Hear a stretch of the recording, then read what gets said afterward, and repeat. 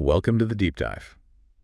There's this undeniable buzz around new cars right now. Definitely. New designs, new tech hitting the market, and honestly, a lot of that real excitement. It feels like it's coming out of China. For sure. They're moving fast. And today, we're zeroing in on one that's got people talking. The Geely Galaxy A7 PHEV sedan. Ah, yes, the A7. Now, PHEV, just quickly, that's plug-in hybrid electric vehicle. So it's got an electric motor and battery, but also a gas engine. Kind of the best of both worlds, really. A popular setup right now. So you sent over a bunch of sources on this one, articles, specs, some notes. And our mission here is to, unpack it all. Key features, the design thinking, performance, and, where it fits in the market. Think of it as your quick guide to get up to speed on this car, especially since it's literally landing in Chinese dealerships as we speak. It's like getting a sneak peek, right? Exactly. And the material we have is pretty comprehensive. What jumps out immediately is that the Galaxy A7 isn't just, another sedan. Yeah. It really pulls together some advanced tech, a specific design philosophy, and a very deliberate market strategy. Okay. So yeah, this isn't just about one car. It's a window into bigger industry trends, what buyers are starting to expect, especially in that hybrid space. Okay, so let's unpack that arrival then, because the way Geely rolled this out seems, incredibly fast. It does. The word is the Galaxy A7 is already physically at dealers in China. Yep, seeing those initial pictures surface. Now, to be clear, these are just display models right now. You can't buy one off the lot yet, which I guess just builds the hype even more. Standard playbook, really. Build anticipation. But the timeline is wild. Sources say they applied for the sales license May 23rd, 2025. Okay. Official release ceremony, June 19th.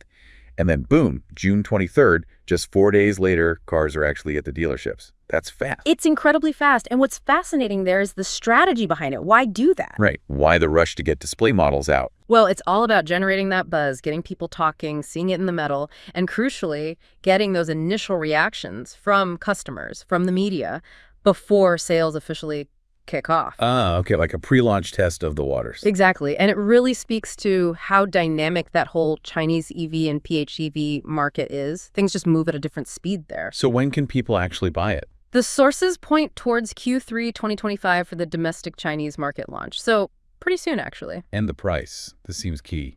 It really is. It's expected to start around 100,000 yuan. That's roughly 13,910 US dollars. Oh, okay. And the range probably goes up to about 150,000 yuan, so maybe just under 21,000 USD for the top trims. That pricing, it sounds almost too good to be true for a new PHEV sedan of its size.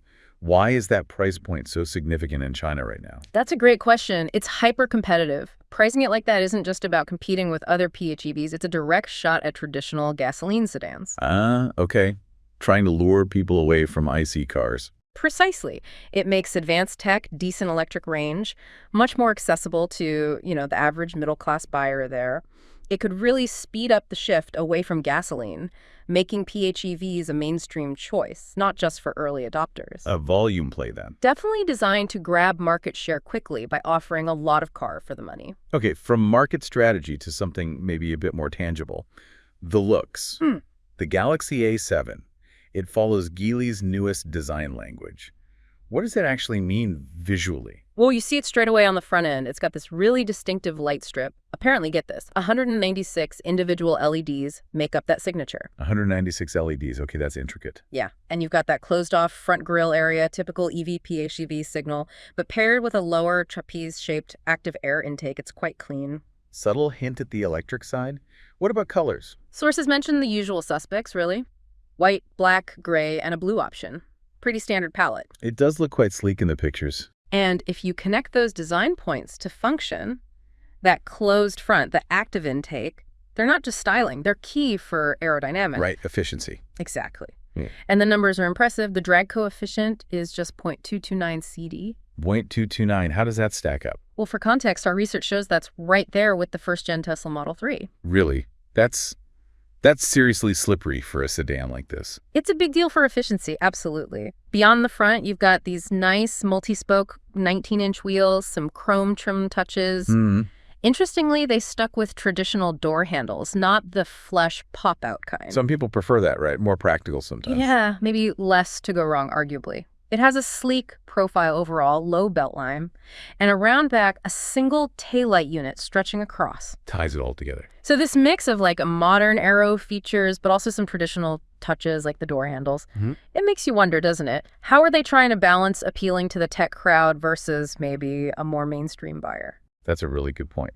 Is it trying to be futuristic and familiar at the same time? How do you even do that? It's definitely tricky. But maybe the sleek lights and aero say future, while the normal handles and overall sedan shape say, don't worry, it's still a practical car. Yeah, okay. Yeah. Less intimidating for someone switching from a regular gas car. Could be. It suggests they want broad appeal, not just a niche tech product. All right, so the outside looks sharp. What about when you open the door? What's the cabin like? Well, first off, 3 color choices inside, gray, brown, or white. So some options there. Okay. But the centerpiece, no question, is that big central screen. It's a 15.4-inch display, 2.5K resolution, all integrated pretty smoothly. 15.4 inches. That's quite large. Dominates the dash, I imagine. Pretty much. Then for the driver, you've got a 12.3-inch digital instrument cluster. And the gear selector, it's a stalk behind the steering wheel. Freeing up console space. 2-spoke wheel you mentioned. Yeah, 2-spoke steering wheel. And if you spring for the higher trims, you get a massive 16.6-inch head-up display projected onto the windshield. Wow, 16.6-inch HUD. That's serious tech. Sounds very modern, very screen-focused. It does. And diving a bit deeper into the tech features listed, they've included 2 50-watt wireless phone charging pads. 2? That's handy. Very. Plus a 16-speaker sound system from Flyme Sound. Flyme, isn't that related to Meizu phones, which Geely owns? Exactly, leveraging their tech ecosystem there. And then there's mention of the G-Pilot H3 system. Okay, G-Pilot H3. What does that mean in terms of driver assistance? The sources didn't detail the exact features, did they? No, not the specifics, but it definitely raises the question about its capabilities. I mean, given Geely's push in a DS, what can we kind of infer G-Pilot H3 might include, even without the full list? Yeah, good question. Geely's been pretty active with their driver assist tech. So H3 probably means their latest suite, right? Likely advanced adaptive cruise, lane keeping assist, maybe some automated parking stuff. It signals they're keeping pace with competitors on that front. Seems likely. It points to offering, modern safety and convenience features, but beyond the tech, practicality seems key too. How so? What are the dimensions like? It's a decent-sized sedan. We're talking 4,918 millimeters long, 1905 wide, 1495 high, and the wheelbase is 2,845 millimeters. Okay, putting that in context. Well, the articles directly compare it to a major rival, the BYD Kin L DMI. The Galaxy A7 is 88 millimeters longer and 5 millimeters wider. 88 millimeters longer. That should translate to more interior room, especially in the back. You'd think so. And speaking of the back, the rear seats can recline up to 120 degrees. That sounds pretty comfortable for passenger. 120-degree recline. Yeah. Nice touch for longer trips. What about trunk space? A solid 535 liters mentioned. Yeah. Pretty practical. So yeah, seems like they're balancing the high-tech feel with genuine space and comfort. Okay, now, this is where it gets really interesting for me. The powertrain. What's making this thing go? Right. It's built on Geely's specific platform, the Geely Electric Architecture, or GEA. GEA. What's the benefit of a dedicated EV PHEV platform like that? Well, it's not just adapting an old gas car platform. GEA is designed for electrification, so you get better battery placement, usually lower down for better handling, often a flat floor inside for more space. It just allows for better optimization overall. What? Foundational stuff. Exactly. And the system itself, they're calling it the Geely EMI AI Super Hybrid 2.0. Okay. Bit of a mouthful. Marketing name, I assume? Definitely a marketing name, but the sources clarify it's essentially a parallel hybrid system. Parallel hybrid. Okay. So engine and motor can work together or separately? That's the idea, yeah.